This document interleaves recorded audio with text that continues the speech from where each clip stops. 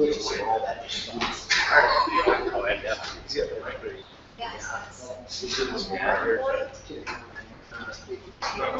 bales were wrapped.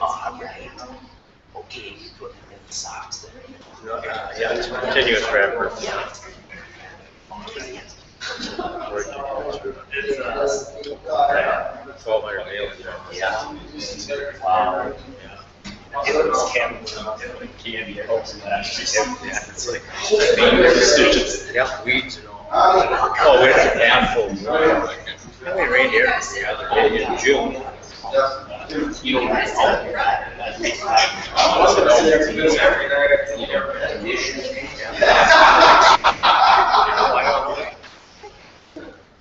Yeah, we're Okay, grab a seat. 5% moisture. Did everybody get a pack? Yeah. That's awesome. Yeah, it looks good. What are you doing? Definitely. This is everywhere talking. I didn't go. There's 4 of us. Somebody's got to stay up and do the work. Yeah. Well, yeah. Everybody can. Yeah. So you get some more action. That's the only reason we come. He's home, he wouldn't let us come.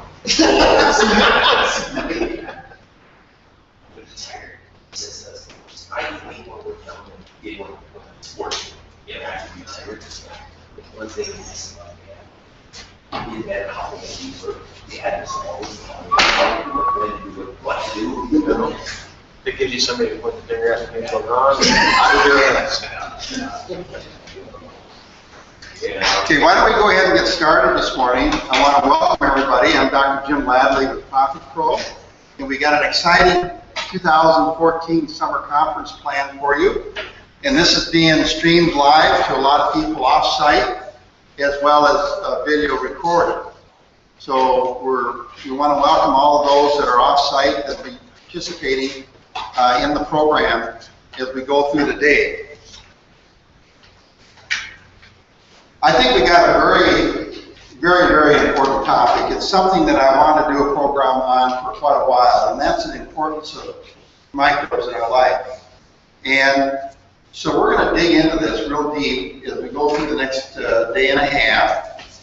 And the fact is, we know that as nature's balancers and caretakers, microbes are microscopic organisms that cannot be seen by the naked eye. Now, we've got set around the room, we've got microbial products, and they're liquids, and they've got a lot of activity in them, but you can't visually see with the naked eye. We got a microscope set over here that shows the microbes in Microbial Manure Master. You can actually visualize them. Now, I believe as God put the creation together, He said, I've got to have some way to keep things in balance. And I believe He created the microbial community we're going to talk about. When you really look at microbes, they're everywhere in our hemisphere. They're everywhere in our ecology, whether we're talking about soil and plants, we're talking about manure, we're talking about human health. Microbes have been designed to look at what's in front of them and say, okay, this is what I need to do to be a caretaker to keep life in balance.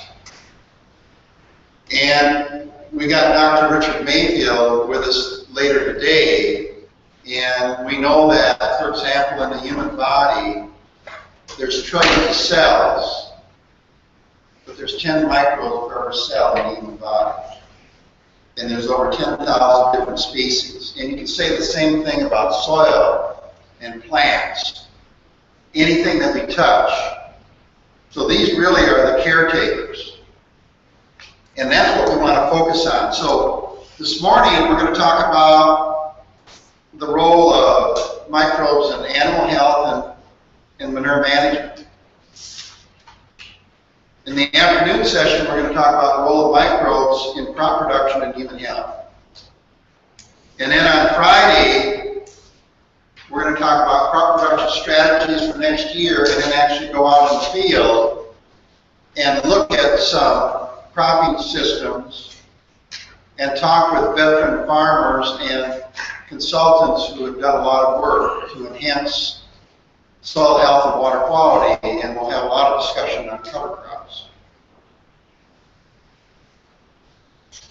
So that's really what the program is the next day and a half. We have two really outstanding individuals with us. Ken Hamilton, who's a nutritionist and microbiologist out of Logan, Utah, with Biomineral Technologies, who I think I know you'll really enjoy talking in the animal area, the manure area, and the crop area.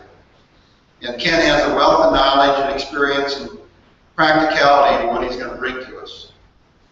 We work with Ken on a number of different fronts and share knowledge and technology in an educational marketing format. Dr. Richard Mayfield will be here later today, and he's going to talk about the role of microbes in the human gut and how they're tied to every part of our system as far as health. Really interesting individual. So, as we go through the program this morning, I'll have a little introduction, and then Ken will come up and talk about animal health and manure management, and David's going to talk a little bit about one of our star products, Microbial Manure Master, as far as managing manure properly. And as you know, we have our Akaushi cattle showing here, which is a breed of animal out of Japan that one of our guests here today, Jim Nicholson from Billings, South Dakota, has heard of, and he talked me into getting some of these animals last fall. So we're actually working with Jim with the Akaushi breed, which is a breed of animal that brings better quality into the beef industry and tends to grade out very high in the prime side. And so we're excited about that aspect. One of the things that I would like to do is we have with us today David Whitman, who's one of our consultants that's up on the Red River Falls area. We have Doug Raleigh, who is a professional manure applicator grower that we've had a long working history with. That's with us today. And we have Dennis Klockengay, who's our sales rep up in the kind of the west central Minnesota area. We have John with us, who's doing our videoing, and as I mentioned, this will be available at any time after the conference. If you'd like to get a segment or part that you like, or the whole segment, they will be available. And we also have with us today Karen Seibert, who is working in outreach marketing with us and bringing a lot of our information out to the grower. I mentioned Jim Nicholson, who's one of our growers we work with up in Billings, South Dakota, is with us, who him and his son Lee farm corn, soybeans, and forages, and have an extensive beef operation, specializing in Akaushi cattle. Our whole premise of what we want to talk about and what drives our company is really the word balance. And balance is positive.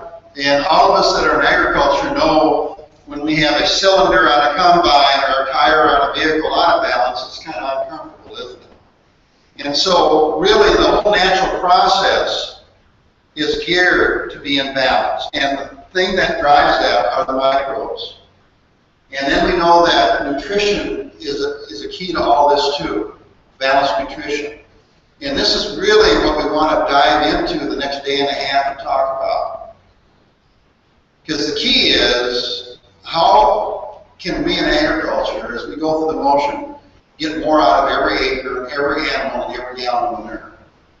And there's ways we can do that. We're faced with crop prices that are, not as good as what they were or have been. So we're going to have to find out ways that we can lower cost of production and improve the output or the quality factor to maintain or gain profitability. What will do that is if you understand the roles of microbes in mineral nutrition, whether we're talking about animals or crops, is really key. So achieving more from every animal and every acre, we have what we call the full circle system, which allows us to cradle programs to do that. So this is an example of somebody who might have, for example, a livestock operation where we're looking at balancing throughout the whole system. We're looking at probiotic feed additives. We're looking at water revitalization. We're looking at manure management technologies. We're looking at soil health. We're looking at crop health. And we're looking at better feed quality coming back into the animal or be sold into the market for human or animal consumption. And we're talking about preservatives that will allow us to maintain quality of what we're harvesting. So every aspect of that whole circle is touched by microbes.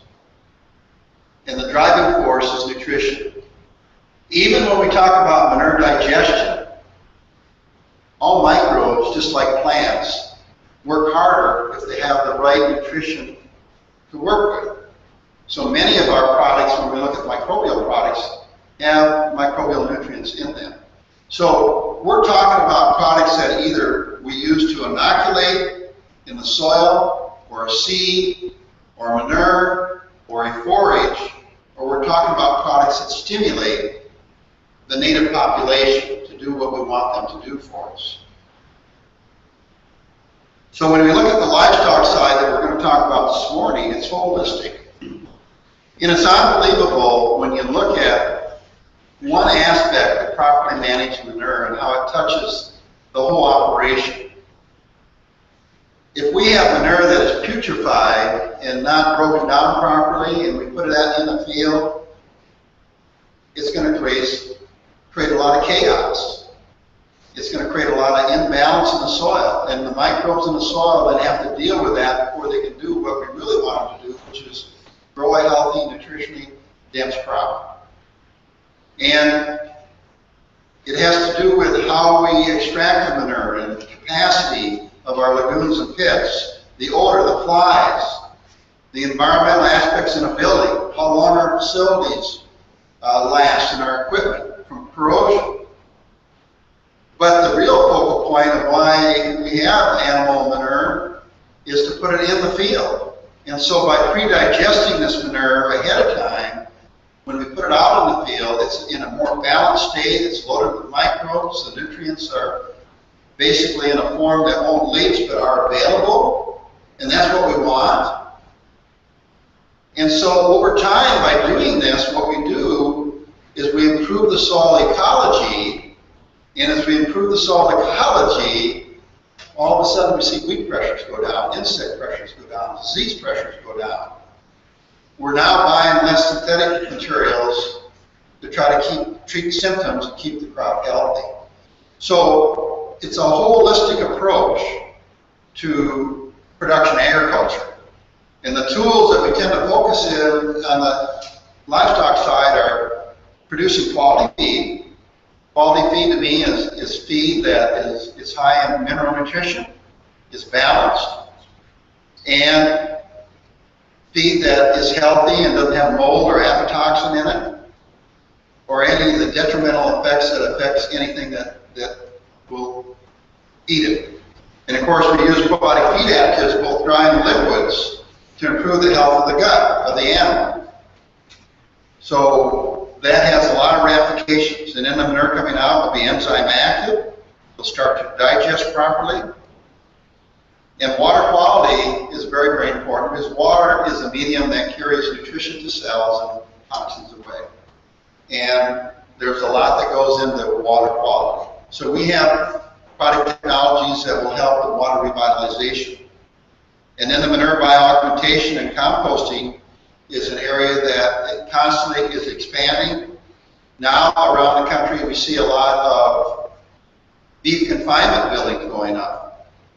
And obviously, as we put beef animals into these confinement buildings, these pits are 10 to 12 feet deep, and we have a lot of what we call lignin and cellulose type materials going into the pit, and if these pits are not treated properly, either through the animal with a probiotic or directly into the pit, then very shortly what we find is we lose pit capacity and the ability to extract this manure efficiently. So we spend a lot of money agitating, adding water to liquefy it when microbes can do this.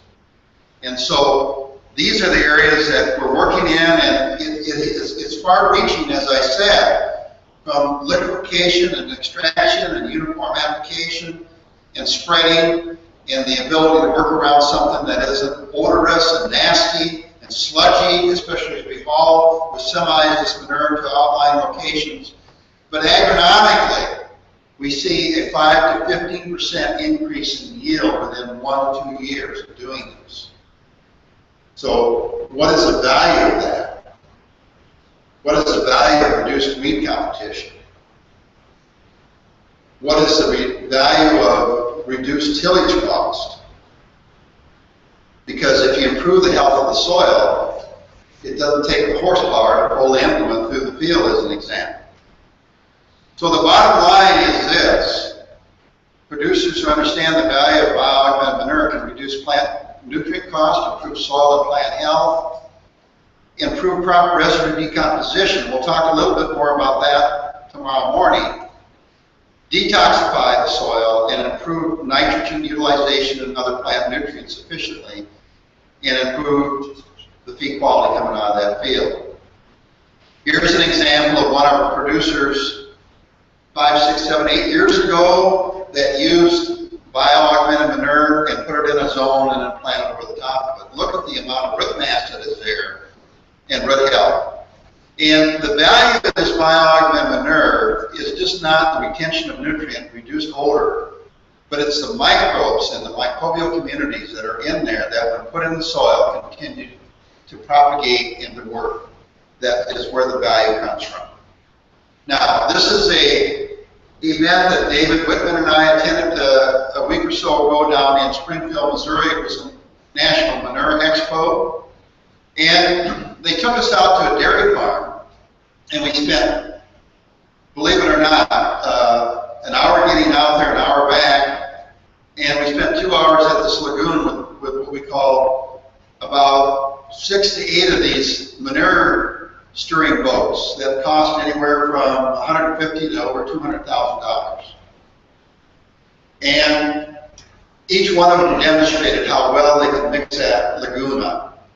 Well, really what they were doing is mixing up putrefied manure that, if put out in the field, will cause a lot of damage. Because number one, it's high in salts, it's got a lot of aldehydes and formaldehydes in it, it's got pathogens in it, and when that's put in the field, it's going to create a lot of problems. And all I want them to do is 10 minutes at the mic and say, this is unnecessary. If you would take and properly treat this manure over an 8 to 12 month period of time, you would bring all the solids off the bottom, you would completely digest it, you would drive down the salts, and you no longer would have putrefied manure that could go in the field to do what I think you want it to do. And so next year, we're hoping that the event is going to be in Pennsylvania, that we can get ahead of the curve and work with the producer that is holding the event and actually work with their pits and liquid manures to take care of it. So with that, if somebody wants to get Ken Hamilton, we're going to bring Ken up. But while we're waiting for Ken, I do want to mention a couple things. Every one of you that came in got a handout with the agenda for the next day and a half in here. We also have a bio of Ken and Dr. Richard Mayfield and some information on what he's going to present.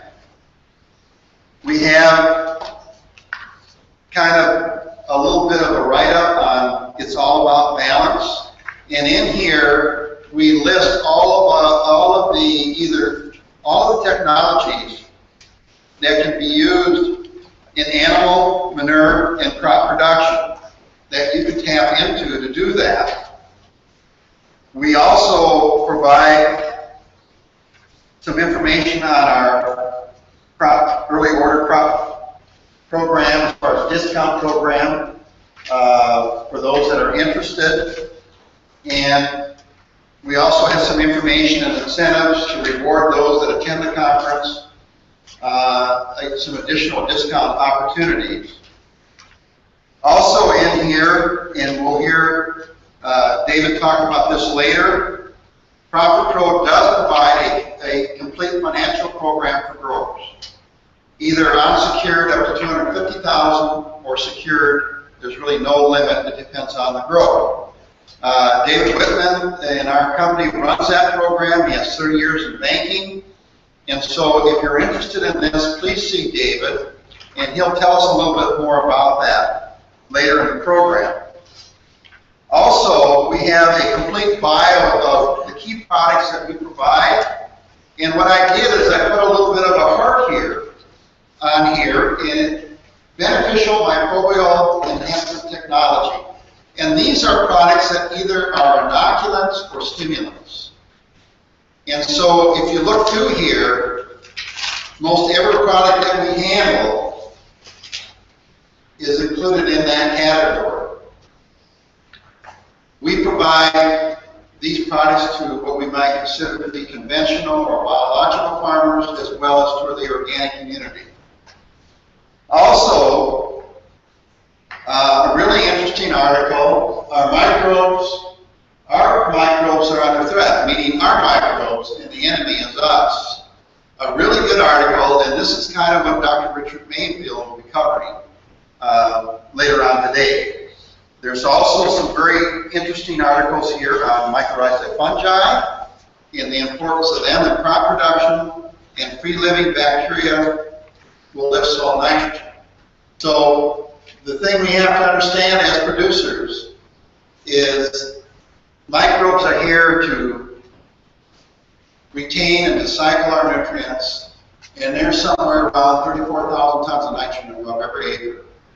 And if we have the right microbes in the soil and the right microbes on the plant leaf, we can harvest that and take advantage of it. And that's what Ken Hamilton is going to talk to us about. So let's welcome Ken Hamilton, and Ken is going to take us through the animal side and the nurse side as we go through the morning. So Ken?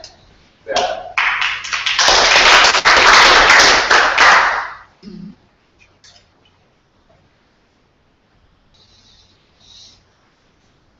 I wanted to take just a minute and ask you producers if you could choose 4 things that you wish you had that would make your agricultural production easier, what would they be? No debt. Okay, no debt. More time. More time. All right, well, we got 2 of them so far. Debt, time, Higher production. production. All right? What other problems are out there that you'd like to get rid of? Stress of running the operation. Now there's an interesting point. Stress of running the operation. Jim, how do we get that stress? Sometimes we bring it on ourselves, but it's dealing with the things that come up every day that we've got to drop what we're doing a lot of times to handle, and a lot of it is because we probably haven't been planning. Okay. Well, who would like an employee that comes pre-programmed, he knows his job perfectly well, and there's no training involved? Like a perfect employee. Sounds like a pretty good employee. And they tend to work about 24 hours a day. And they don't ask for much. Do they ask for the weekend off? No weekends off, No overtime pay? no overtime pay. Where do we hire the guy, right? Or gal? Well, we're going to talk about how many of you guys have weed issues? Okay. Are weeds a problem for anybody? What about diseases? Do they bother anybody? Probably only for a life, right? Okay. So, these are some of the problems that inflict us as we go about our conventional agricultural systems. Right? I like Jim's comment about stress. Right? Jim, how easy is it to find great employees? It's very difficult.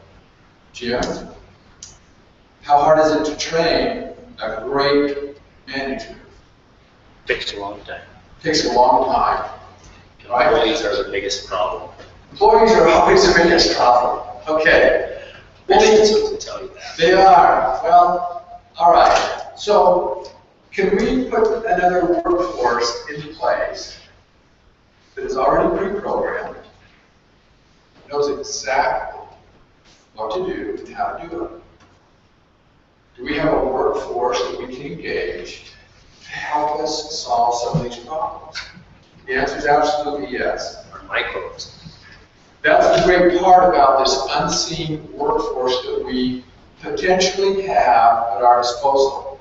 Now, historically, for the last 5 or 6 decades in agriculture, we've been taught to largely ignore this resource because companies that had a financial stake at selling refined fertilizer said, we can make this job a lot easier for you farmers to understand. We can bring about simplified NPK, and you don't have to worry about anything else. You just put this out, it automatically happens, life gets easy, and it's wonderful. So we've been going down that road for a long time. So how many things have gotten wonderfully better because of that approach? We did simplify fertility. I don't think we improved it by any means. But look at the host of issues that we've come up with. We use far more pesticides than we have ever used, yet we have higher crop losses than we've ever had. We use far more herbicides than we've ever used, and yet we have far more weed pressures, and now resistant weeds to herbicides. We're using far more antibiotics than we've ever used, and we have higher levels of diseases in every sector of livestock in the human community. There's not one section of any living system that is improved under the conventional chemical toxic rescue theology. Nothing's gotten better. We've gotten bigger at doing worse. Because what we did is we chose to go a different route than following that natural process which nature put here in place. And the antibiotics, the herbicides, the pesticides, the fungicides are all very detrimental on this largely trained, wonderfully organized workforce that could potentially be there. So the process of getting modern and getting big, we decimated probably our largest natural resource to help us do things right. The thing that I like about them is the divine creator who put these little guys together, they already came pre-programmed. They already know what to do. It's not like we have to go through a training course when we give these guys a job. We just put them in the environment and try our best not to kill them. And they know what to do. That's the coolest part about microbes, is they come pre-programmed by the greatest architect in the universe.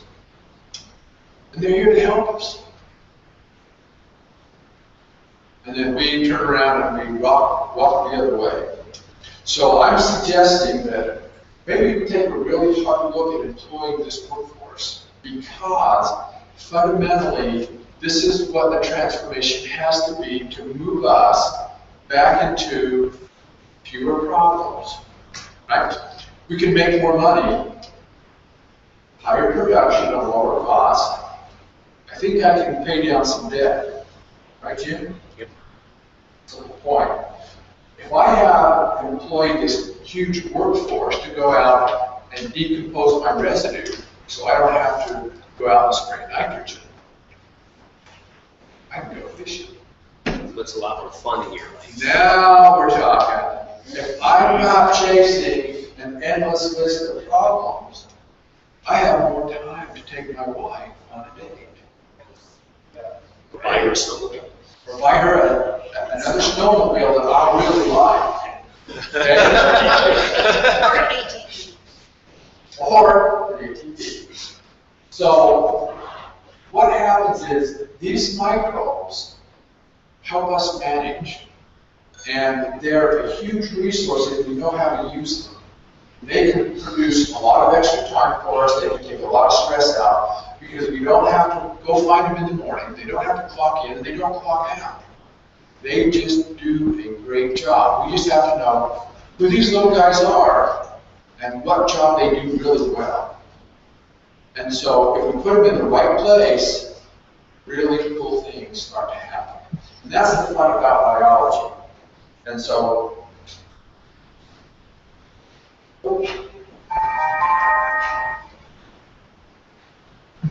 where's our response?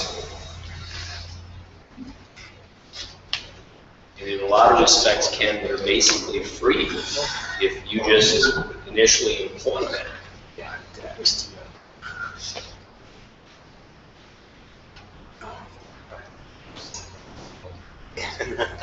Yeah.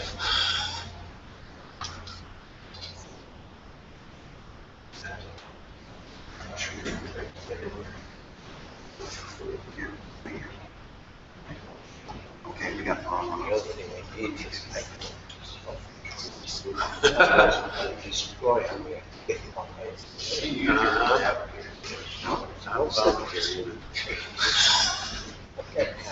Great job every day.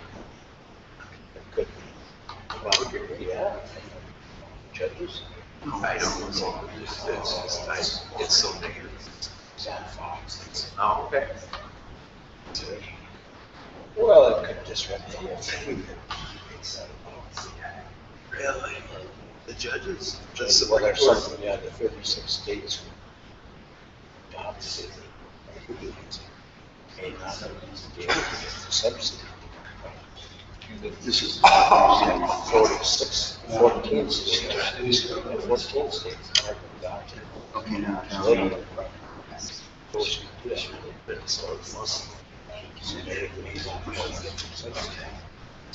That's not. Now we got it. One of the first opportunities that we get to employ biology is the use of digestion. How are we going to break material down internally? So the first thing we think about is, oh, the biology within our stomachs, our GI tracts, the roots of animals. How do we get these guys employed efficiently? And so there's some really interesting observations as we look at animals. Is how do we spend a tremendous amount of time growing feed so that we can store it, process it, put it through an animal, and hopefully convert it into another food source, make a profit, and then we deal with it more. Okay? So let's walk through this whole process of what we're doing, how we're doing it, and what can we do to improve this process of digestion. Okay? So when we look at digestion, what is it really? I mean, we go through this really creative part of putting a plant together. We take sunlight, create photosynthesis, we use carbon, hydrogen, and oxygen, and lo and behold, we get sugars. Right up here. We get simple sugars, and nature takes the simple sugars, a couple of monosaccharides will give us a disaccharide. We combine these, and we move up to polysaccharides, and then we get into polysaccharides. So plants do this wonderful, amazing job of using resources from the soil, microbial interaction, sunlight energy, gases, and we get a plant. Now, that's great, step one. But the problem is plant isn't cell available to an animal or a human or anything else. So now we have to go through the process of tearing apart, which we just put together. It's digestion. So how am I going to increase the effectiveness of my digestion? Okay, so now I've got the stomach. And I want to talk about this concept here because we don't very often think about how this wonderful stomach or this intestinal tract that absorbs works. All right, so let's just look at this as a whole system. All right? Does it matter what I put in there? Yes. Yes. Okay, why? What goes in will create either a healthy or unhealthy product on the end. Why? Does it matter? Good stuff in, good stuff out. Bad stuff in, bad stuff out. What's bad? What's good? The more nutrient dense crops we provide a little better or better quality feed, it's going to give you a better quality animal product in the end. Crop nutrition's not there, then you're not going to be able to get quite as good. Less mold and antitoxins. Okay, we have feed quality is an issue. Okay, we have toxins are an issue. Antibiotics. Oh, what about our antibiotic use? How much more antibiotic use in livestock than we have in the human sector? Well, yeah, You want to huge comment? more. Just 7 times. Well, we use them as growth promoters. Whether the animals are sick or not, they're going to get a dose of antibiotics. Okay, so all of this material begins to have some kind of a positive or negative effect on my digestive system. Am I correct? It does. So what I'm doing is either I'm creating the good guys or I'm creating the bad guys. So this is the wonderful thing about nature, is we're all completely tied together in individual operations that affect the whole. There's no such thing as oh, I'm only going to hurt myself. Or the kidney says, don't worry about it, Mr. Liver. I'll work on this stuff over here and I won't have any effect on you. It's not the case. We all are interconnected, and so if we pollute one part of the system, it becomes part of the whole. There's nothing that you can put in that doesn't affect the whole situation. So if I acidify my rumen way too much, what part of the animal is not affected? It's all connected. It'll eventually all get there. So every input I have is going to play a role in animal health. And it also changes my microbiome inside that intestinal tract. So if I load my stuff up with a whole series of antibiotics and toxins, what I'm doing is I'm encouraging this sector to now become the dominant group. Okay, it's not an accident. Okay? Unknowingly, we control the microbial communities in our soil, on our skin, in our digestive tracts, in our nervous systems. We think, well, I didn't do anything to those guys. put out a fungicide or a pesticide, or I administered antibiotics. Okay? Everything that we put into something or onto something has an effect. If we begin to realize what we're doing to alter this microbial community, we probably will think twice about what we do.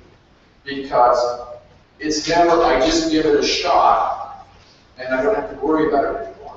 Because what I did with the initiation of that input, I just started a very predictable domino chain of events.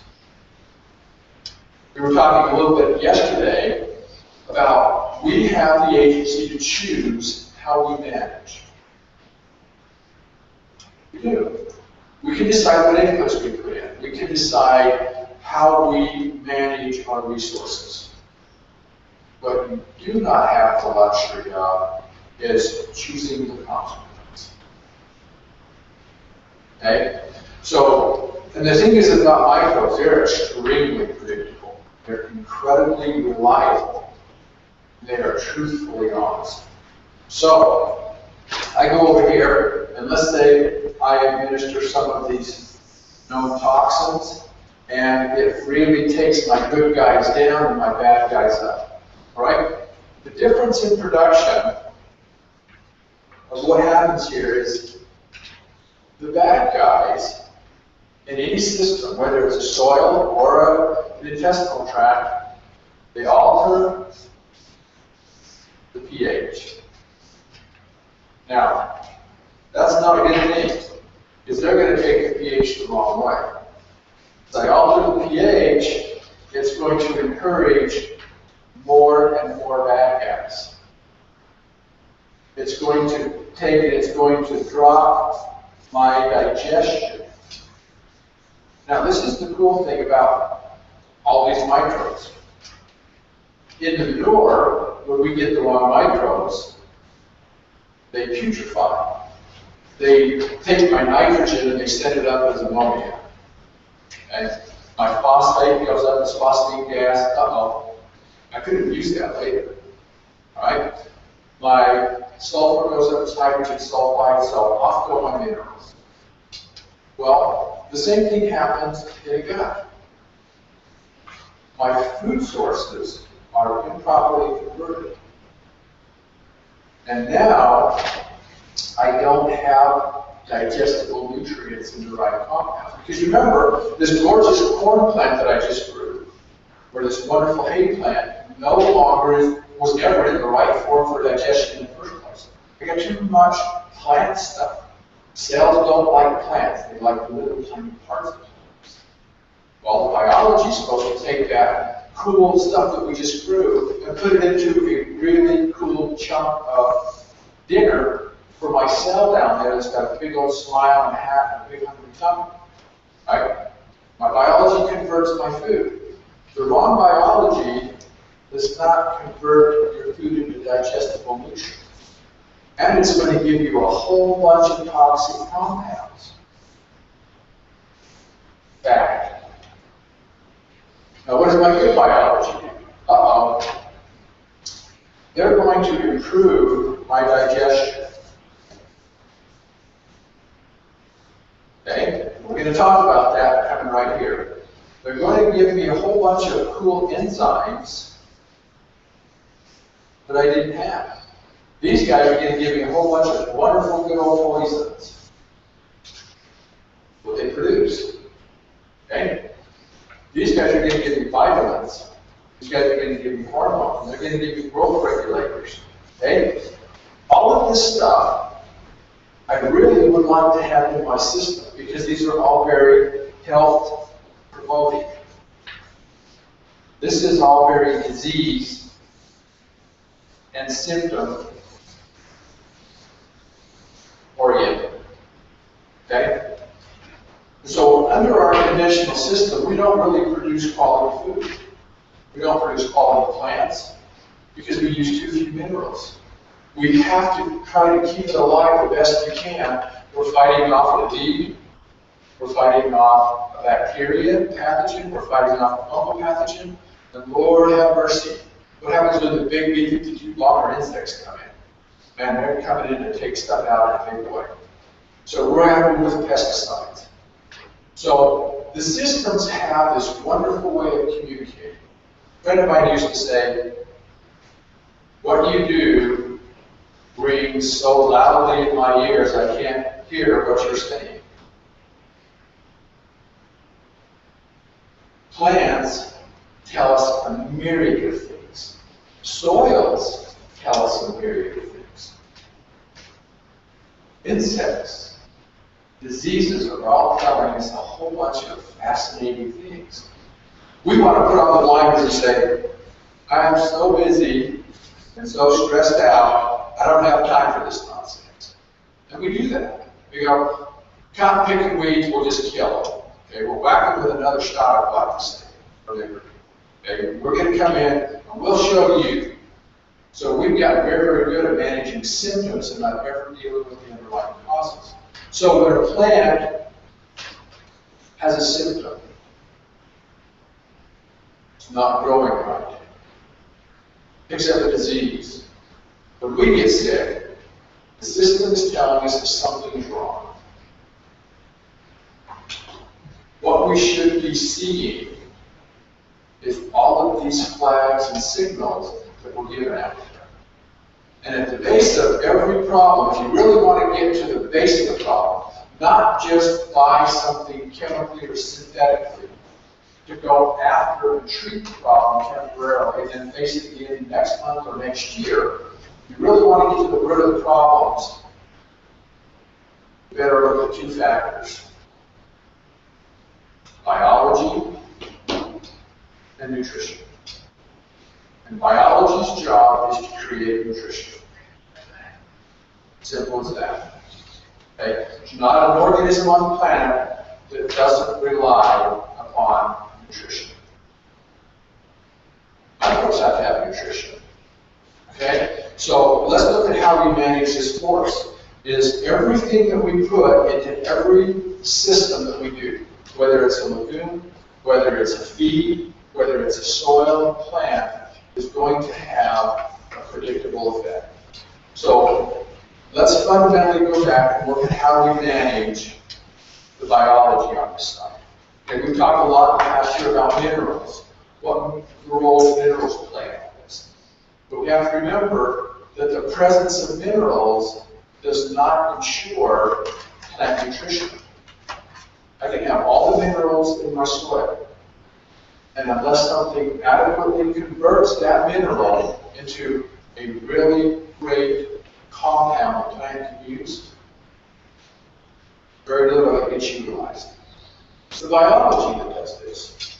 I can eat the greatest meal, and if I have an imbalanced microbial community in my gut, I'm still sick. And I contend that we do not have any healthy humans. We have half-sick humans that exhibit no symptoms, and we have sick humans who exhibit some or lots of symptoms. Because we don't manage our microbes well at all. I'm going to pick on Doug here just a little tiny bit. I count too, Doug. Here it is. Okay. Doug loves Mountain Dew. Okay? Well, Doug, you ever tested the pH of Mountain Dew? Okay? What do sugars do in your system? What does carbonation do in your system? What does caffeine do in your system? Carbonic acid is very acidic. There you go. That's one good component of the whole working against us. But the problem is your biology responds to your inputs. The good guys don't like Mountain Dew. The pathogens do. Sorry. The cool part here is I get to be brutally honest and blunt about this. I am weaning down. I'm down to about one bottle a day. Great, Doug. Last That's, question. that's an improvement. I didn't see a picture. But this guy says, I'm Dr. Plum, I can only have one glass of wine a day. But he's holding up this thing that looks like half of a 5-gallon jug, but that's okay with me. So Darren, you got it right. Like, just because you went from one small one to one great big one, it's still one, didn't solve the problem, right? So the whole point is we adjust these biologies whether we understand it or not. Whether we really realize what we're doing, we alter that terrain. And so initially in this biological theory, when it all started with Pasteur and Buchan and these guys, there were two theories. Pasteur said germs make you sick. Buchan, the other side said, no, they don't. How you alter your terrain encourages either a good or a bad microbe to grow. Then that microbe that you encourage to grow either offers you health or offers you toxins. So if you've got sick animals, the take-home message is I have to run biology in the gut. Okay? I've fed something or administered something that's altered that correct balance that Jim always talks about. I've altered that biology that is designed to keep the animal healthy. Do I have biology in there? Oh, absolutely. There's no voids in nature. So if I whacked out a whole bunch of these guys, the bad guys just expanded into space. And they do more of what bad guys do. They ruin the environment. They alter it to produce indigestible nutrients, incomplete compounds, and toxins. Now, there's no systems that sustain that very long. So when we're losing animals, it's because we have altered the microbial population within the system. Same in the soil. I promise you guys, I can create more diseases than you guys can buy chemicals for. I promise you. I can create the most ferocious pathogens. But I can also switch the conditions of the soil, and I can create a zone where your pathogens have no say in one thing that goes on. They're put over in the corner, they put the dust cap on, handcuffs are on, and they're out of the game. Okay? You can alter your soil biology simply by your inputs in your soil management. Okay? So these guys are here to help us or hurt us, depending on how we use them. So when we look at this, then I want to just kind of set the stage to let us know that these microbes are a wonderful resource or they are a vicious antagonist. And it's us that determines which hat they wear. All right? So when we look at digestion, our whole job is to take plant components that we put together and break them down and get something back out. Jim, is meat worth more to you than manure? Oh, yes. Oh, yeah. You know, I've never seen a cow pie in the grocery store selling for $12.99 a pound. But I see steak there all the time.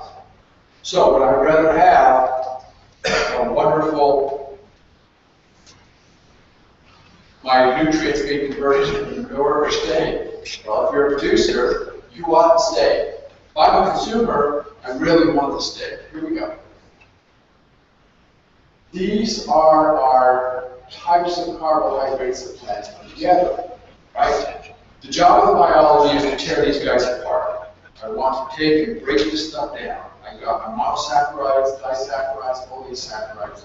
And the more I go up the chain, the more complex these fibers get. So what you see in manure is that material, that carbon chain material, that doesn't break down. Is there nutrient in it? Oh, you bet. Jim, why don't we bury manure, Jim? Why don't we what? Why don't we just go dig a big hole and bury manure and get rid of it? Spread. Why do we start it? Maximize its nutrient value. Oh, there's still mineral in it? There's something good in there? Yeah, Doug, you're a manure guy. You love manure? I do. Okay. The point is it still has nutrition in it. So obviously, that wonderful filter in the center we call an animal didn't get all that much of it. Some animals are a little bit better at getting this stuff than other animals. However, we can change the rate of conversion with our biology. All right, so this is what we want to look at, is what part of our components become digestible, right? Our simple sugars are highly digestible. Our starches, our pectins, our hemicellulose and cellulose, as we go up the chain, we start to lose our digestibility. Now, I've got to employ this wonderful workforce to do a better job at taking these structures back into these structures. Because really, all these guys are lots of these guys. That's simply, you got to undo the natural process of photosynthesis and cell formation. I got to take it apart. The better I take it apart, the more steak I produce and the less manure I have. Now that doesn't fit so well for Doug, but to everyone else, He's still got money. we want to convert this material. And so this becomes, how efficiently do we do this? Now, what do we see here on the content of an animal's stomach here? What's visually different? Color. Color, Size. okay? What color is this fat? White. What color is this fat? Yellow. Yellow. Okay. All right. What we have here is a corn plant, or a corn-fed animal that has fed GMO material. Right? The input effect on this animal here has had a high level of toxins go into the digestive system. We've completely altered the biology. And what I now have is a load of toxins that the kidneys and the liver try to push as far away from vital organs as they possibly can. The color of your fat, the content of your fat, will tell you the type of toxicity and the level of problems that the animal has.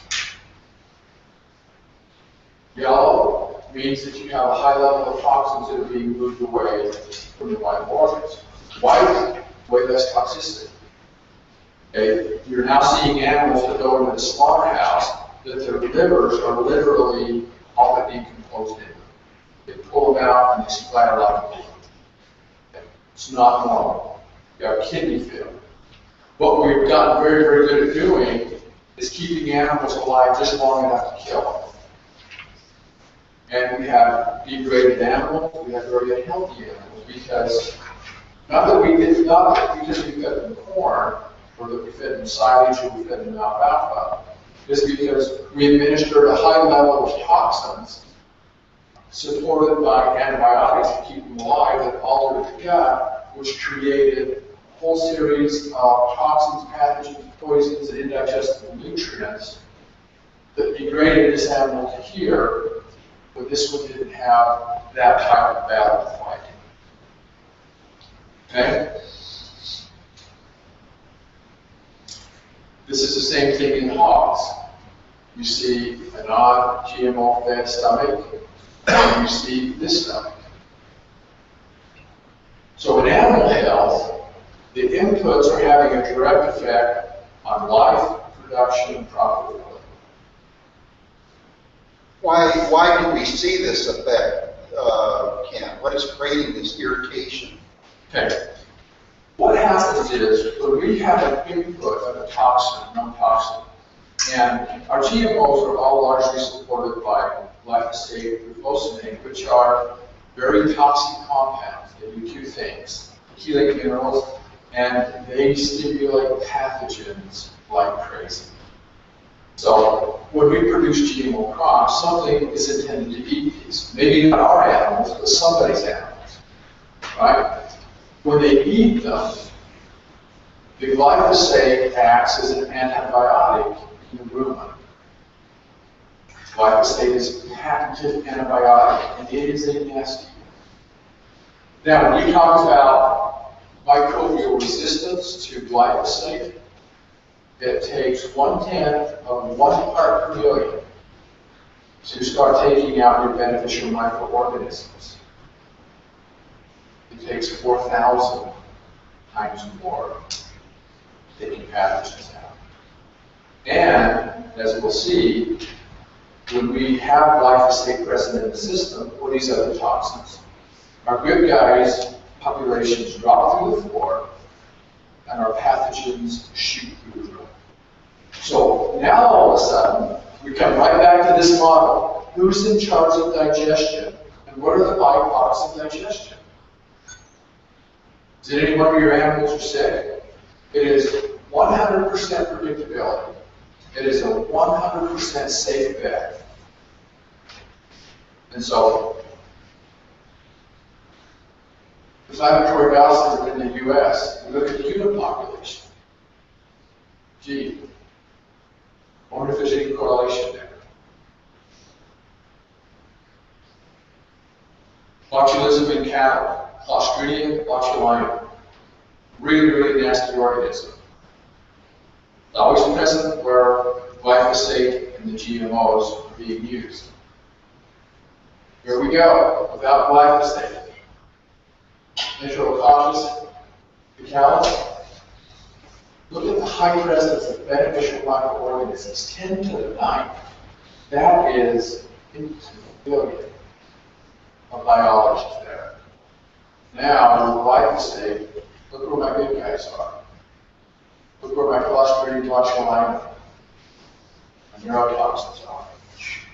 We just traded places. Okay?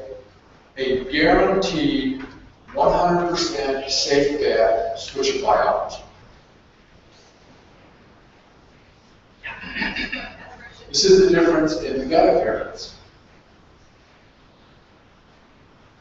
That's a little brutal, but that's exactly what they look like.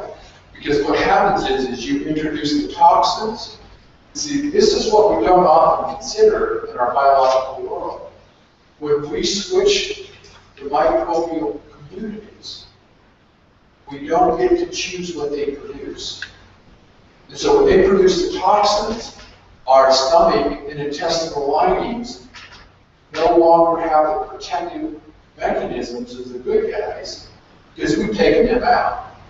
And so our cells begin to disrupt and come apart because we cannot withstand the toxic poop of the biology.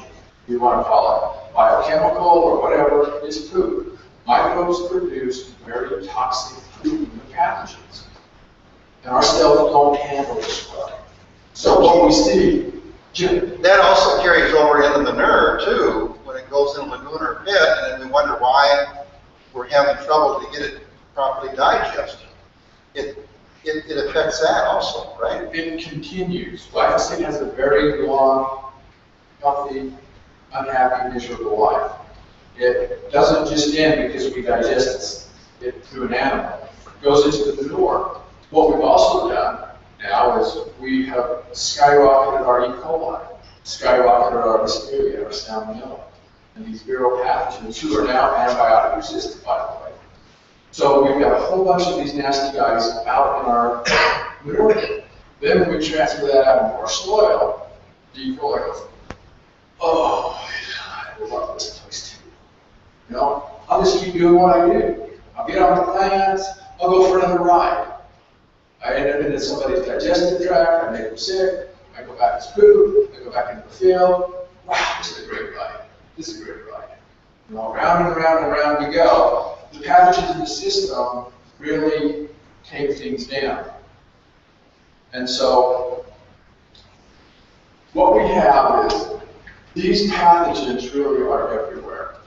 And what we need to do is learn how to control the use of pathogens. And it isn't going to ever be accomplished effectively with antibiotics.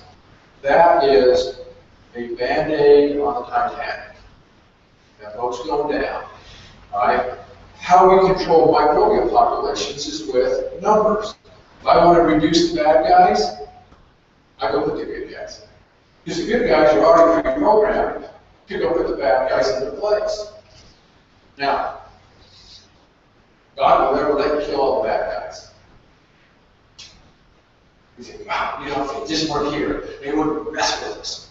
Well, if they weren't here, we wouldn't have a balanced system. We wouldn't be here. So pathogens play a role. They are there to clean up the gene pool. They do. They're going to take out sick, unhealthy, infected plants. Right? So we need to learn how to deal with all of these pathogenic organisms by not creating them in the first place. Okay? Direct toxicity, glyphosate's a big one in our agricultural world. Okay? You can see in a half a part per million, we disrupt the endocrine system of humans. Or in any animal. Our reproduction in our livestock, our hogs, our poultry, our cattle. Only takes a half a part per million. We come in here, disrupts our enzyme system on what? Liver damage, our cell damage, our mitochondria, our nuclei. We come in here, DNA damage here.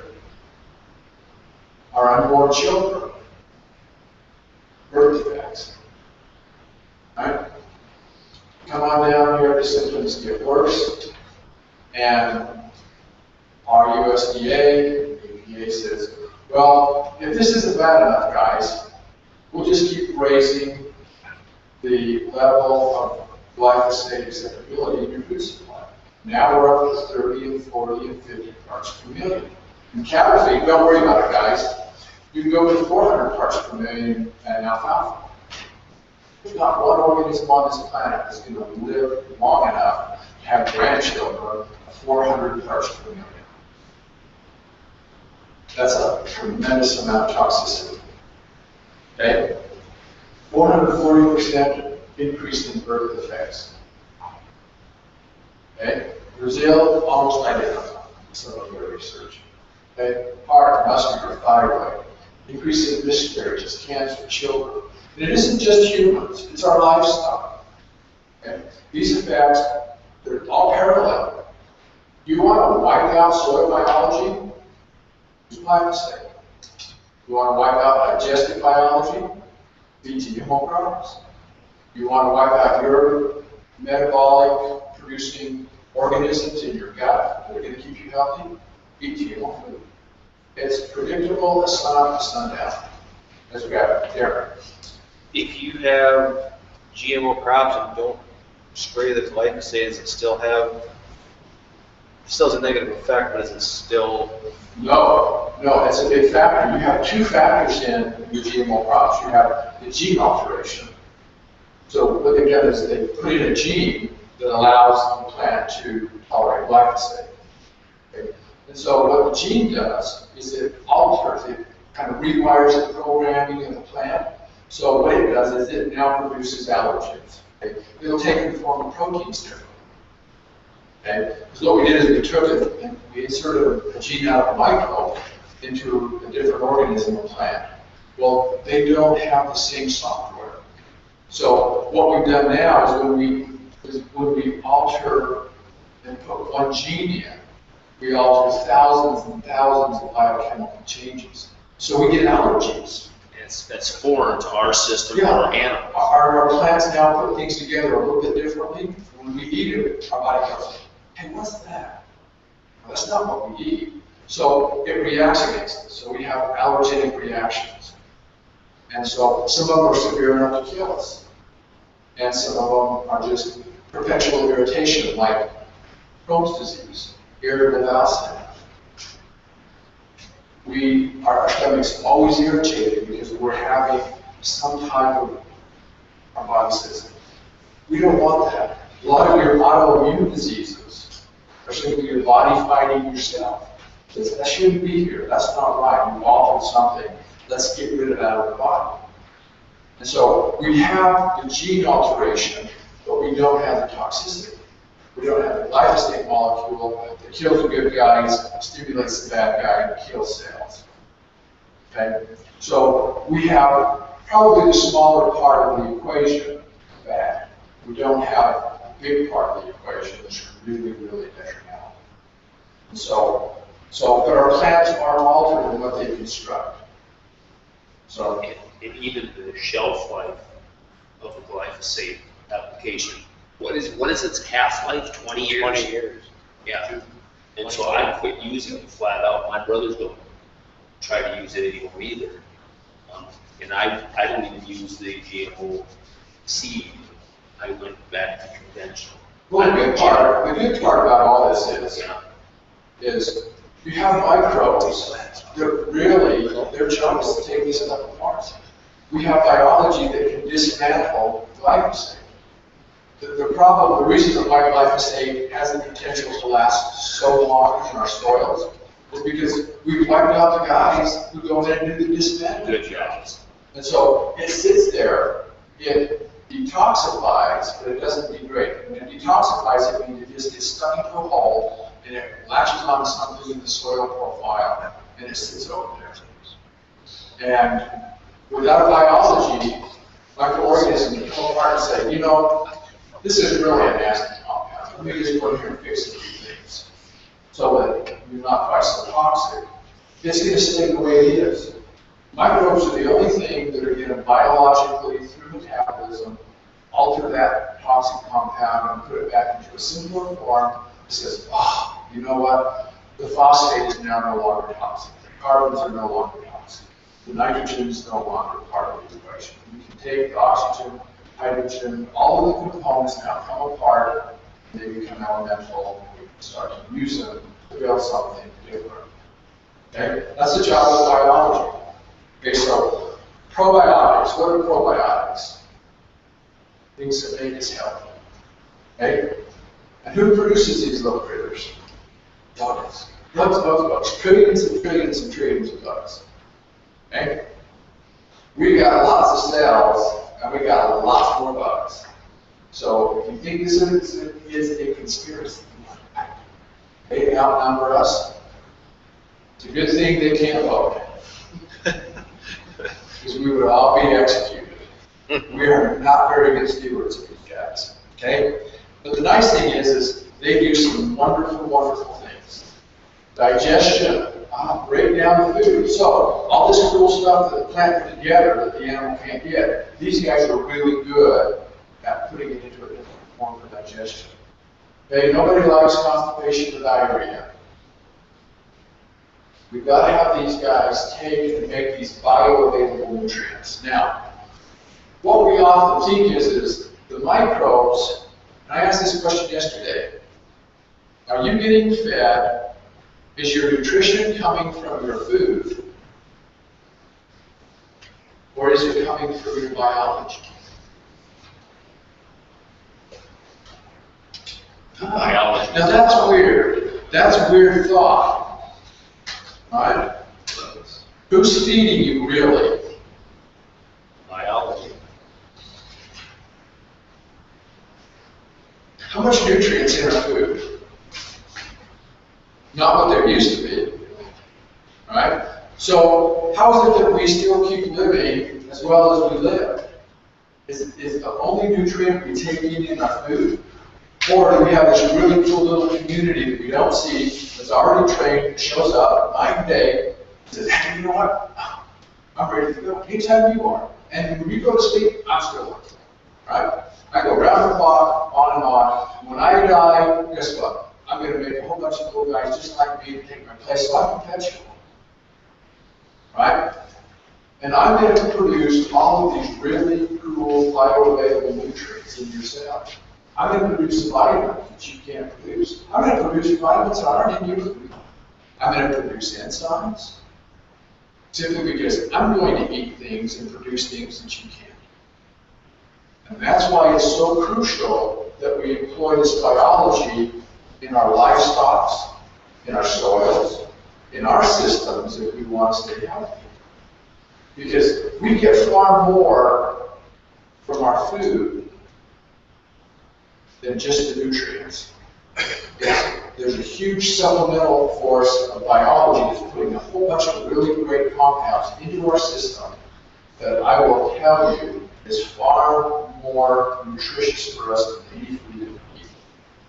So, my food determines whether I have good guys down there or I have bad guys down there. Right? Immune system. Bad guys are not going to do anything for this. Our good guys eat toxins and kill pathogens. Now that's cool, right? They're going to take those substances that do come in, and their job is to undo them. And they're going to keep these guys in check, prevent yeast and mold, and other harmful bacteria. So this is an ongoing process. These guys are tiny. We don't even see them. 25,000 of these little guys in an inch. You guys stack them really close together. Okay? These guys are the size of a micron. There's a million of these guys in a meter. So that's why we don't see them. They're so small. We don't even think about them. Our intestinal makeups. Got a lot of good guys. Should have 85 to 90% higher of good guys. And these guys actually, we've got a group in here that takes up the biggest part of this, that are really highly functional but not pathogenic. And we get into, we'll show you some other slides where the breakdown is a little bit more precise than this one. Chlorinated water, antibiotics, medical treatments, pharmaceuticals. These were very, very harsh on biologies that we're trying to take. And so it doesn't matter, a pharmaceutical to us is no different than a pesticide to the soil. It has a really harsh effect on the good guys that are there. Our phototropic anaerobes don't use oxygen. And they take the poisons and the toxins in the environment, that stuff which we can't use, and they give us back cool oxygen and amino acids. We get back antioxidants. Ah, I like that. Okay? Microbes in the body. They thrive on toxins and pollutions. They generate this health-forming stuff and get rid of bad guys. They do this all at the same time. Multiply and balance the system. We always talk about balance. Okay? Even within the system, there's a balance of good guys. You can't have all one species in there. Same in the soil. If I have nothing but all wonderful bacteria, then it's going to have a functional soil community in my ground out there. Dennis? If you have all. If I only have bacteria, all beneficial bacteria in my soil. You don't have protozoa, you don't have fungi.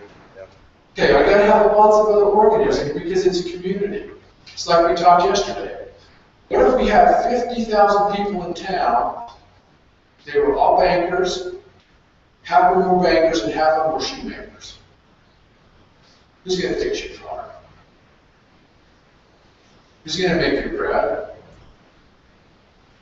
Isn't one of the major underlying principles of microbial health diversity? It's always diversity.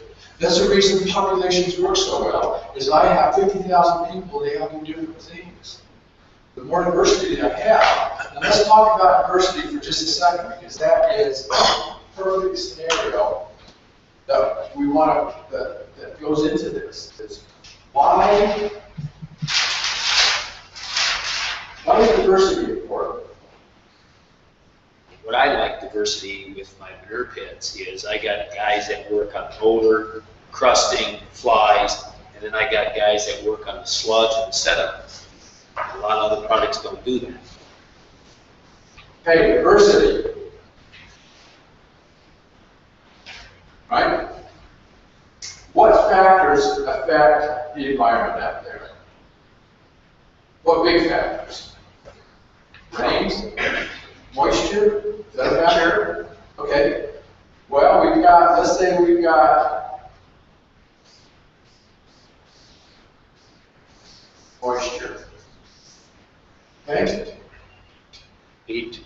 heat, hot and cold, all right. Temperature affects things out there. Toxins. Toxins have an effect.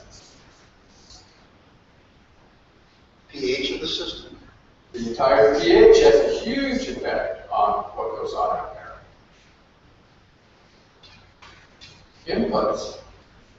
What have I just put into the system? Environment. I got oxygen. Do I have oxygen? Plus or minus? I have all kinds of factors that are constantly changing. Nature's not static. So what happens if all of my microbes are active at one time? What if I only have a few and they're functional? So when my pH changes, are they still going to work? Nope. When my temperature changes, uh-oh, not comfortable for microbes, I'm done. When my moisture changes, when I go from 0% moisture to 100% moisture, I need microbes that function at every moisture range, at every temperature range, at every pH range. I need microbes that dissolve every mineral in the soil. Okay? I've got 80-some minerals. Well, one microbe isn't going to go tear them all apart. I got to have a whole diversity of microbes. I got to have microbes that take pathogens out in all conditions. And I may need 10 or 50 microbes to stop one nasty pathogen from getting to my plant. So if I don't have this broad spectrum of diversity, what is happening to my community? Dysfunctional, okay? And so this is why we have to have diversity and balance, because we have all of these other factors in the system. We have pathogens. We have disease-causing organisms, right? We have compaction. We have too much rain sometimes, we don't have enough rain. How does biology help us? We get the good guys out there. They loosen our soils. They give us popcorn balls instead of cannonballs. We activate the soil structure. So I retain more oxygen, I have more water retention, I have better root penetration, I have far better disease suppression. Right? They did that for me, and they're doing it all the time in all different ways. I got to have huge diversity. In the gut, I've got guys that are constantly dealing with inputs. I've got things from acidic inputs to alkaline inputs. I got to have biology of every type and size dealing with those inputs constantly to maintain pH. And that's what probiotics, that's what beneficial anaerobes do. When the pH is too low because we fed too much silage and we started removing acidosis, these guys go, okay, all right, time to produce some cool compounds, we're going to kick in this, we're going to have the intestinal lining do this, we're going to put a whole bunch of cool lactobacillus microbes that produce acidic buffers, and boom, comes back up to pH. They adjust it just like this, and our animal says, oh, God, I don't have to be sick. And if those guys are not there, the animal gets sick. Predictable as possible. So we don't want these pathogens roaming around, having free run at our food and our animal health. Okay? This is a very important part right here. This is intestinal integrity, the epithelial lining. This is really cool because this is the barrier between that outside world pathogenic intake and the stop of the proliferation and transfer of pathogens across this intestinal tract. This is the barrier that keeps the bad guys and stops these guys. And this barrier is largely governed by two things: the presence of good guys and the stimulation of good guys to create compounds that kill pathogens. Bad guys get taken out one of two ways.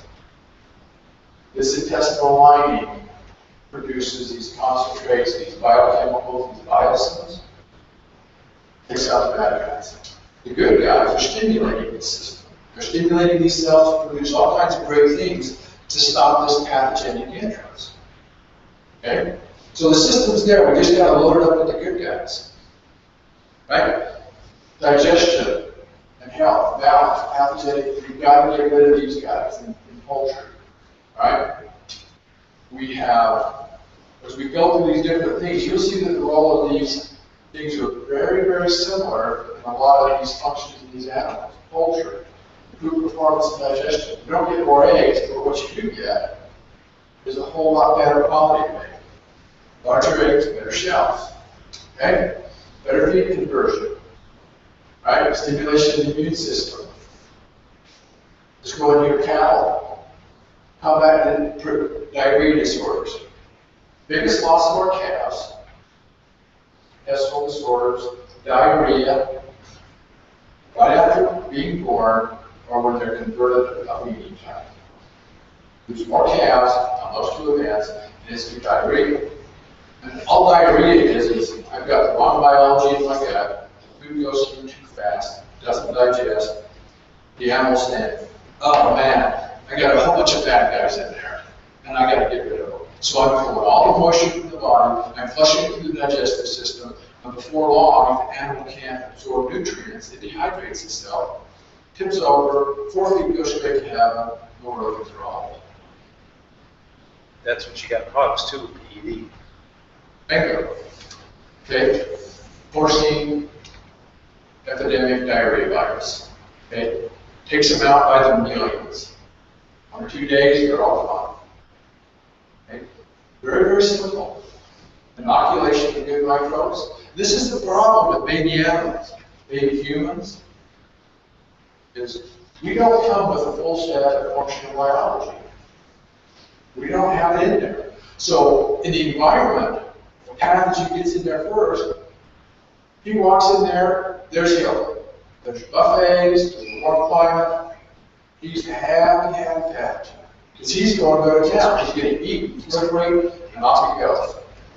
However, if there's a whole group of people in front of the buffet counter, pathogen is not going to get anything to eat. And he's not going to proliferate.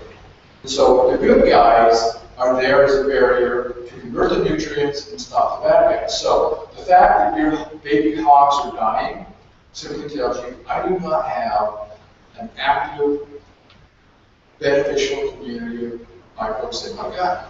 As simple as that. A pathogen got in there, got to the food source, proliferated, and the body's doing everything it can to get rid of it. Flush them out, one way or the other. You got crusty eyes, you got boogery nose, you got runny stuff, you got diarrhea. Your body says, something is in here that needs to get out. And I'm going to push it out and try and save your life. Well, in the process, if we don't stop that process, if we don't stop that, we dehydrate and we lose our animals.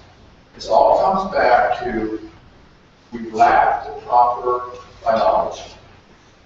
Because when we give those hogs a 5 milliliter shot right at birth, we don't lose baby pigs. No. We don't lose our calves. We don't lose our chickens. Because the pathogens aren't now controlling the intestinal tract, not creating the problem. So, the USDA says we're going to spend $4 million to develop a vaccine for people. They will. Okay? And they'll spend a whole lot more. And by the time they develop the first vaccine, the organism would Mutate. mutated just enough so that they'll do this until the vaccine disappears, or until the organism finally runs its course, and then they'll be out to the next fiasco. So on we go. If we use the right biology, we just go through the process of competitive exclusion, and they don't have a place at the dinner table, and they're not going to affect the system. So cattle, feed conversion, let's go back here. Feed conversion, milk production, body weight. It all beats a big pile of more, right, Jim? Okay. Sheep, rumin's the same. Okay. Prevent and combat pathological conditions, correctly balances in biology, they provide energy, helps in rehydration after stress and disease. All of these symptoms cross over and over and over. What are the mechanics? What is the process of these probiotics? What are they doing? Stop the invasion of pathogens. Colonize our digestive tract. Okay? Secretion, antimicrobial substances, and biosims. The bacteriocins, here we go. Immunoglobulins, these are produced by our biology, this increases the intestinal response to infections. These little guys are very, very crucial in maintaining health in the system. You've got these proteolytic enzymes, and you've got this alteration and disintegration of our chemical carcinogens. And so, this So is, Ken, if you were to design, have the opportunity to design from scratch today, a guy comes to you and says, I want to have a premier beef operation, let's say, and I want you to tell me how to do it right from A to Z so that I can have high quality premium cattle and avoid all of the negative aspects of being in that business. How would you go about designing that program? Where would be the key place you'd start? well, everything starts because we're consumers. Livestock is a consumer, right? We are going to eat something. Okay? So if I want a healthy human livestock, whether it's got feathers, whether it's got hair, I need to have something of nutrition, high dense nutrition going into that animal or human. For me to obtain that type of nutrition, I have to go back to my soil and I have to have two things in place: my mineral balance and my microbial balance. Okay? And if I can worry about, I understand how to deal with those two factors, again, the greatest thing about doing something right in the very first step is that it enhances a step number 2. It enhances step number 3. It enhances step number 4. I'm not creating for myself a series of hurdles or stumbling blocks down the road. So if I set my soil mineral balance correctly, I adjust my soil biology to the plants that I want to grow, and I get diversity of biology in there, which we can do, then those wonderfully pre-programmed little workers start to make that natural process occur. And I produce a way better plant, which then is available for way better nutrient uptake and transfer. I have the biology, the rumen, or the gut, the GI system, any organism that I want to feed. And what I've created is a healthy, sustainable system. My microbes in my soil have to be balanced. My minerals have to be balanced. My plant nutrition has to be balanced, and it's driven by nothing more than microbes and minerals. And my animals' health and productivity is all based on what did I just put in there? What do I have to put in there? And so we have seen this happen over and over, is we can stop disease by changing the biology. We can improve feed conversion by digesting the feed long before it hits the gut. How will I do? I've got 24, 36 hours in an animal. What if I start that breakdown process with rumen pathobiology, the good guys? What if I employ that microorganism force to help make those nutrients available and build up months and months and months worth of vitamins, probiotics, and enzymes, and growth regulators? So that when my cow eats this, what would normally become manure now transfers over to gain weight, produce milk, or meat, or eggs. And I now have created a whole store of nutritional supplements via my biology. Jeepers creepers. How many of you guys have been to a health store lately to buy supplements? Man, they're expensive. Well, microbes will do it for free if you have the right microbes. That's what they're designed to do. If you do have, consider you have a good cropping program that's balanced, you feel like you're getting good, good quality feedstock. In those situations, does feeding probiotics still pay? Oh, absolutely.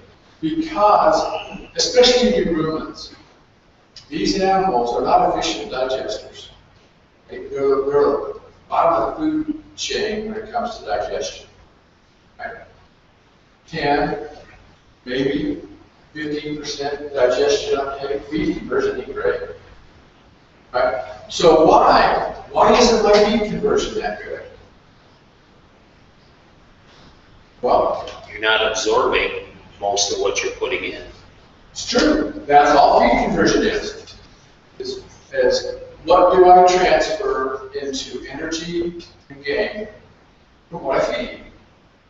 Well, how do we change that equation? Well, I can't plug up the back door and shove it in the front door. Break it down more, Okay? so it's absorbed more. Can we employ the same biology that's in the gut, outside the gut, give us a head start? Yeah, we can. Right? And in the process, if I break down the structure, I'm going to get more nutrients out of it. It's not that there's not nutrition there, because Jim just said, hey, I'm not going to bury that anymore.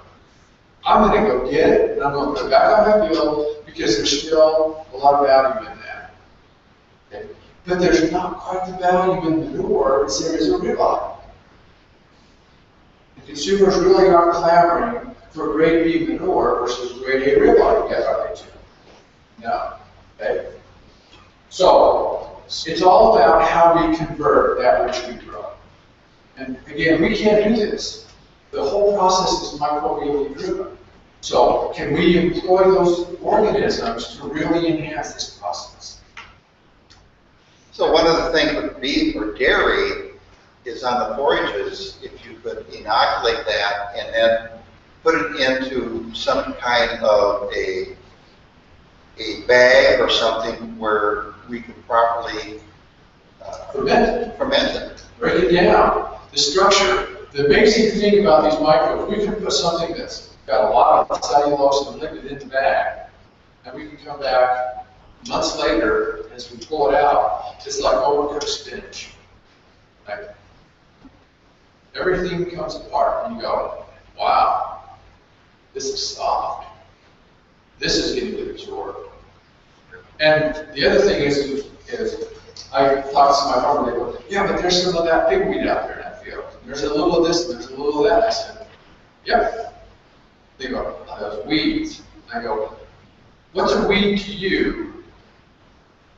It's likely pretty nutritious herb to your cattle. Given a choice when you can free range them in no pasture, they'll select our weeds as their medicinal products. So, what's this nasty weed doing in the first place besides giving us fits and making Monsanto rich? Is this weed is there to accumulate nutrients and redistribute them more evenly.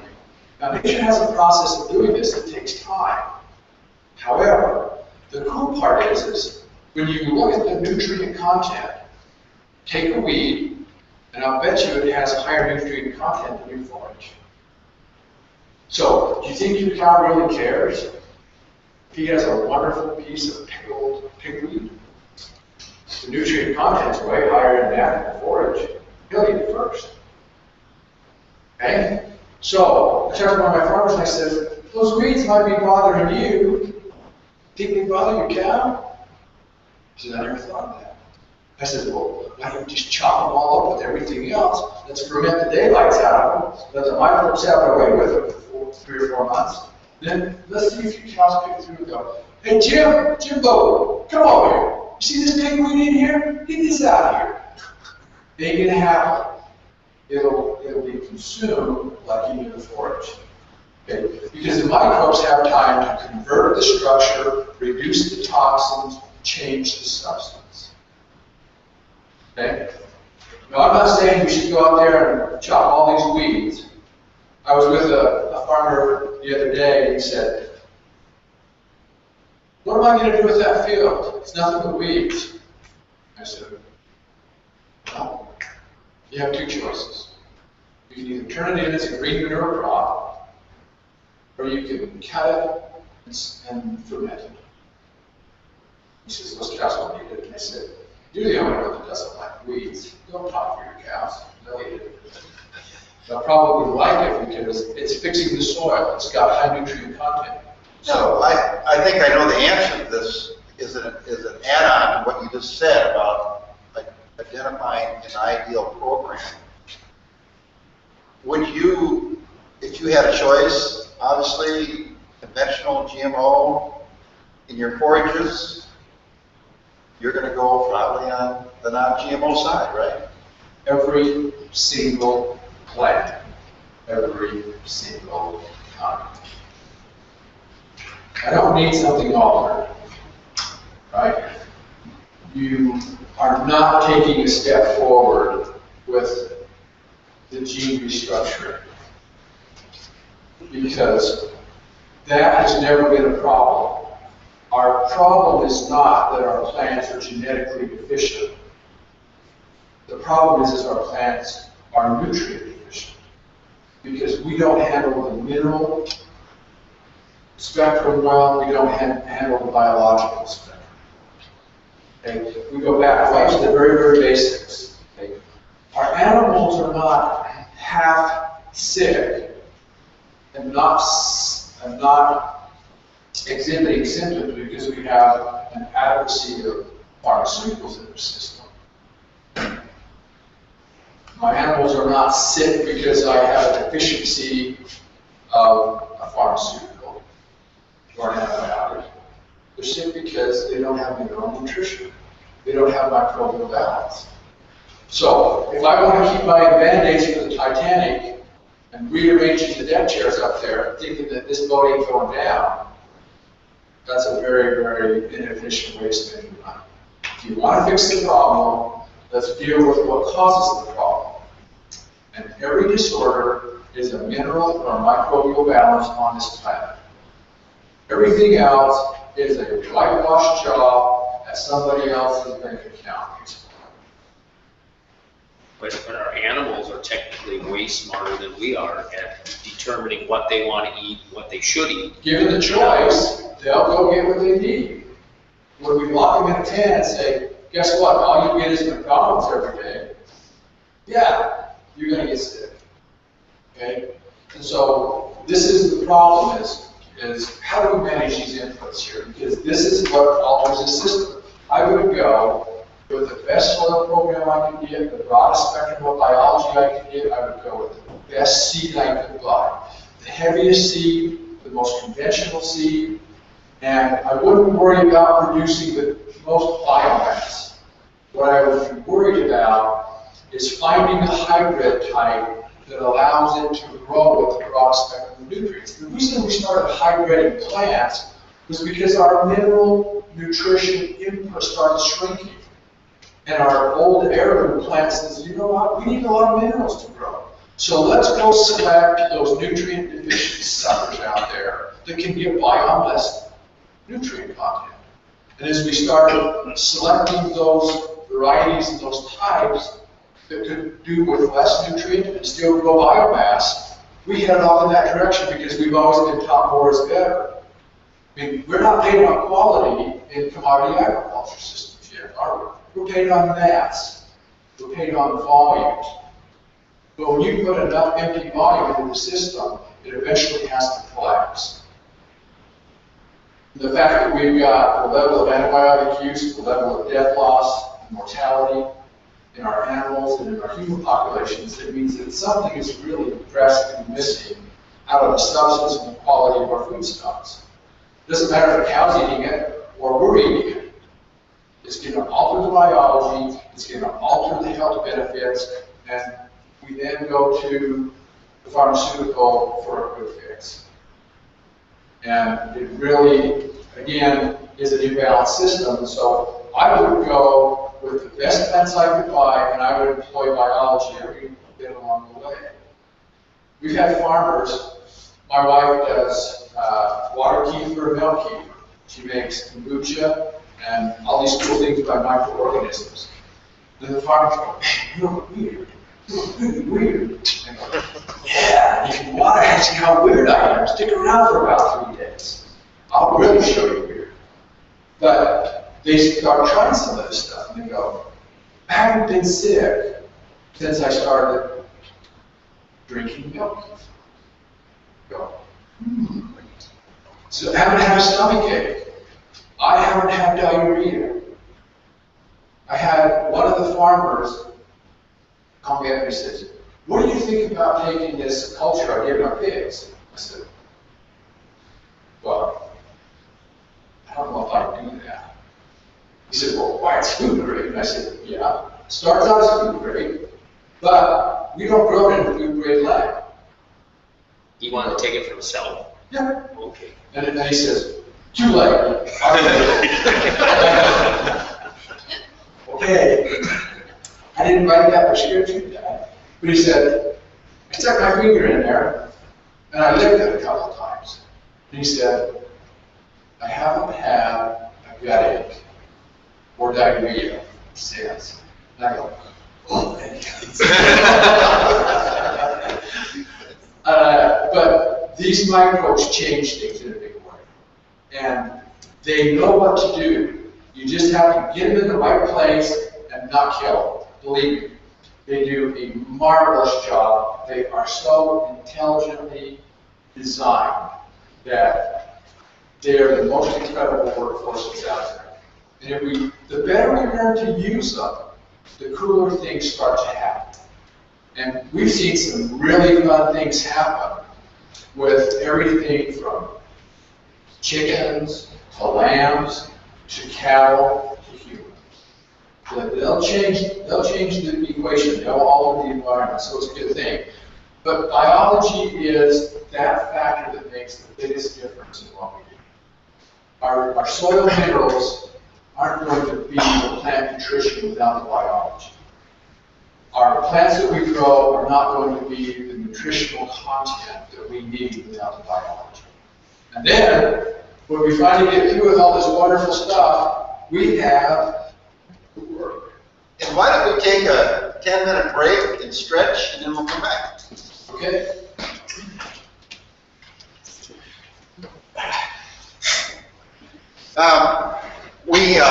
The reason why it's a little cooler in here, I hope you're not uncomfortable. If it is, we can turn the heat up. About 3 weeks ago, when we had some major storms go through, one day we had a three power surge, down and up, down and up, down and up, and it took out our big air conditioner. So this is an air conditioner that's pretty massive downstairs, and so then we had to go through the insurance side of things and order one. It's going to take 5 weeks to get it in. So